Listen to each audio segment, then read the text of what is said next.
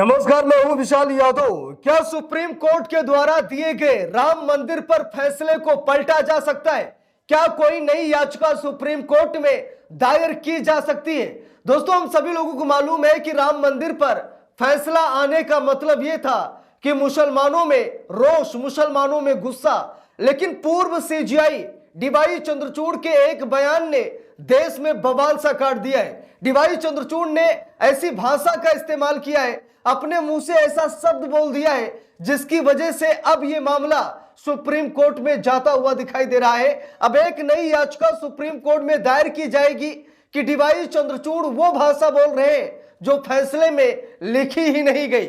दोस्तों, हम सभी लोगों को मालूम है कि राम मंदिर पर सुप्रीम कोर्ट के फैसले पर लोगों ने यह कहा कि जजों पर दबाव डाला गया, तरह तरह की बातें सामने निकल कर आई। लेकिन अब डीवाई चंद्रचूड़ के एक बयान ने जो तहलका मचाया है, हम सभी लोगों को देखना चाहिए। लेकिन उससे पहले आरएसएस ने बहुत बड़ा खेल कर दिया है। खेल ऐसा हुआ है कि सीजीआई जस्टिस बीआर गवई की मां को चीफ गेस्ट बनाकर के आरएसएस के कार्यक्रम में शामिल किया जा रहा है। ऐसा कहा जा रहा है कि डीवाई चंद्रचूड़ ने जो बयान दिया है, इससे मामला सुप्रीम कोर्ट में जा सकता है। जस्टिस बीआर गवई मामले की जांच कर सकते हैं, कहीं फैसला पलट न जाए। इसीलिए जस्टिस बीआर गवई की मां को आरएसएस ने चीफ गेस्ट बनाकर के आरएसएस के कार्यक्रम में शामिल होने का न्योता दे दिया है। यानी कि जस्टिस बीआर गवई को लुभाने की कोशिश की जा रही है। ऐसी बातें सामने निकल कर आ रही। लेकिन दोस्तों, आगे बढ़ते हैं, उस खबर पर भी आएंगे। लेकिन उससे पहले यहां पर देखिए, हिंदुस्तान अखबार में छपी इस खबर को देख लीजिए। लिखा है कि राम मंदिर फैसले के खिलाफ डाल सकते हैं अर्जी, पूर्व सीजीआई डीवाई चंद्रचूड़ के बयान पर किसका ऐलान। अब यहां पर यह कहा जा रहा है कि राम मंदिर फैसले के खिलाफ एक अर्जी सुप्रीम कोर्ट में डाल दी जाएगी, क्योंकि डीवाई चंद्रचूड़ ने ऐसे शब्द बोले हैं जो कहीं ना कहीं विवाद उत्पन्न कर रहे हैं। अब दोस्तों, शब्द क्या बोले देख लीजिए। लिखा है, अयोध्या के राम मंदिर को लेकर सुप्रीम कोर्ट की ओर से आए निर्णय पर पूर्व चीफ जस्टिस डीवाई चंद्रचूड़ की टिप्पणियों ने नई बहस को जन्म दे दिया है। चंद्रचूड़ ने एक इंटरव्यू में कहा था कि बाबरी मस्जिद का निर्माण ही मूल रूप से अपवित्र था। उनका कहना था कि जिस स्थान पर पहले से मस्जिद हो वहां मस्जिद बनाना ही अपवित्र था। इसी को लेकर विवाद शुरू हो गया और प्रोफेसर जी मोहन गोपाल ने तो राम मंदिर पर आए फैसले के खिलाफ याचिका दाखिल करने की बात भी कह दी है। उन्होंने कहा कि चंद्रचूड़ के बयान के आधार पर क्यूरेटिव पिटीशन दाखिल की जा सकती है। दोस्तों, डीवाई चंद्रचूड़ का बयान सुनिए। डीवाई चंद्रचूड़ कह रहे हैं कि अगर वहां पर पहले से मस्जिद थी तो मस्जिद बनाना अपवित्र था। क्यों बनाना अपवित्र था? क्योंकि जहां पर पहले से मस्जिद है उस जगह पर मस्जिद नहीं बनाई जा सकती। क्या इसी आधार पर सुप्रीम कोर्ट ने फैसला दिया कि वहां पर बाबरी मस्जिद थी और इसीलिए बाबरी मस्जिद जो टूटी मस्जिद थी, विध्वंस मस्जिद थी, उस मस्जिद में मस्जिद नहीं बनाई जा सकती? क्या इसीलिए राम मंदिर के पक्ष में फैसला दिया गया? अब इस बयान ने एक नया मोड़ खड़ा कर दिया है। देश में अलग बवाल हो रहा कि शायद सुप्रीम कोर्ट ने इसी आधार पर फैसला सुनाया कि जहां पर पहले से मस्जिद थी वहां पर मस्जिद नहीं बनाई जा सकती, वो अपवित्र है। अब जस्टिस डीवाई चंद्रचूड़ ने ऐसी भाषा तो बोल दी, लेकिन इसके बाद अब मामले ने भयंकर रूप ले लिया। क्योंकि दोस्तों, हम सभी लोगों को मालूम है कि राम मंदिर का जो फैसला सुनाया गया था 2019 में 5 जजों की बेंच ने सुनाया था, जिसमें तत्कालीन चीफ जस्टिस रंजन गोगोई थे, जस्टिस एस.ए. बोबड़े थे, जस्टिस डीवाई चंद्रचूड़ थे, जस्टिस अशोक भूषण थे और जस्टिस अब्दुल नजीर शामिल थे। यानी कि उस पैनल में डीवाई चंद्रचूड़ भी शामिल थे और यह पूरा ड्राफ्ट राम मंदिर का डीवाई चंद्रचूड़ ने ही तैयार किया था। लेकिन उनके एक बयान ने तहलका मचा दिया है।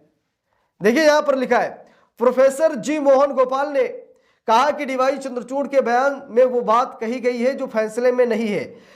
ऐसे में इसके आधार पर पुनर्विचार याचिका दाखिल की जा सकती है। 2019 में 5 जजों की संवैधानिक बेंच ने राम मंदिर केस में फैसला सुनाया था। इस बेंच में तत्कालीन chief justice Ranjan Gogoi, justice S A. Bobde, justice D Y Chandrachud, justice Ashok Bhushan और जस्टिस अब्दुल नजीर शामिल थे।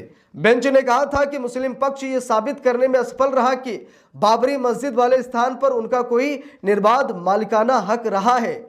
इसके साथ ही मंदिर निर्माण के पक्ष में फैसला दिया गया और अब राम मंदिर का निर्माण लगभग पूरा हो चुका है।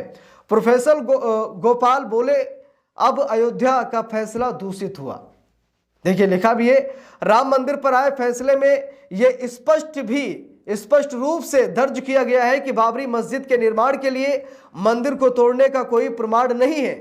प्रोफेसर जी मोहन गोपाल ने चंद्रचूड़ की टिप्पणी में के जवाब में कहा कि जब अयोध्या का फैसला दूषित हो गया और फैसले तथा बाद की टिप्पणियों के बाद जो बीच में असंगति से निर्णय में विश्वास कमजोर हो सकता है, उन्होंने तर्क दिया कि इन टिप्पणियों के आधार पर क्यूरेटिव याचिका दायर की जा सकती है जो सुप्रीम कोर्ट के फैसलों में गंभीर न्यायिक त्रुटि को सुधारने के लिए एक दुर्लभ कानूनी उपाय है।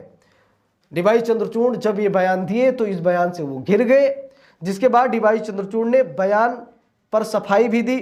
उन्होंने कहा कि मेरे बयान को गलत ढंग से पेश किया गया।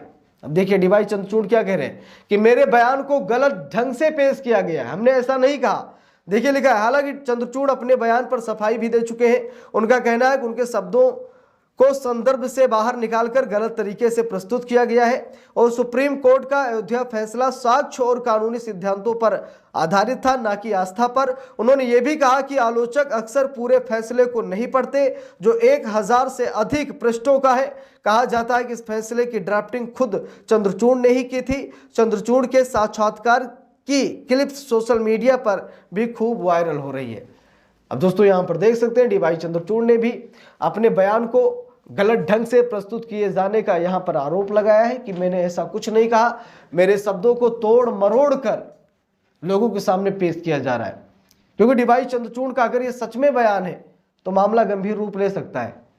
जैसा कि डीवाई चंद्रचूड़ ने कहा कि जहां पर पहले से मस्जिद है, अगर वो मस्जिद टूट गई है तो वहां पर मस्जिद का निर्माण करना अपवित्र है, इसीलिए राम मंदिर के पक्ष में फैसला आया।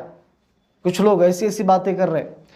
तो दोस्तों इस पूरे मामले पर आप सभी लोग क्या कहना चाहेंगे? क्या सच में डीवाई चंद्रचूड़ ने यहां पर मतलब भावना के आधार पर, भक्ति के आधार पर, क्योंकि डीवाई चंद्रचूड़ ने कई बार संकेत दिए हैं, डीवाई चंद्रचूड़ कई बार सपनों का भी जिक्र कर चुके हैं कि राम जी आए थे सपने में, तो क्या आस्था के आधार पर यह फैसला सुनाया गया? कई तरीके के सवाल उठ रहे हैं, कई तरीके की बातें सामने निकल कर आ रही हैं, लेकिन डीवाई चंद्रचूड़ ने ये जो बयानबाजी की है इस पर मामला भयंकर रूप ले सकता है। मामला सुप्रीम कोर्ट की दहलीज पर जा सकता है। डीवाई चंद्रचूड़ की शायद मुश्किलें भी बढ़ सकती हैं कि आप उन मुद्दों पर बात क्यों कर रहे हैं जो मुद्दे पहले से ही सुलझ गए, उन्हें उलझाने की कोशिश आप क्यों कर रहे हैं? तो इस पूरे मामले पर आप सभी लोगों की क्या राय है कमेंट करके जरूर बताइएगा। वीडियो को लाइक शेयर, अगर चैनल पर नए हैं सब्सक्राइब करके सपोर्ट कीजिएगा। मिलते हैं दूसरी वीडियो में, तब तक के लिए बहुत बहुत धन्यवाद।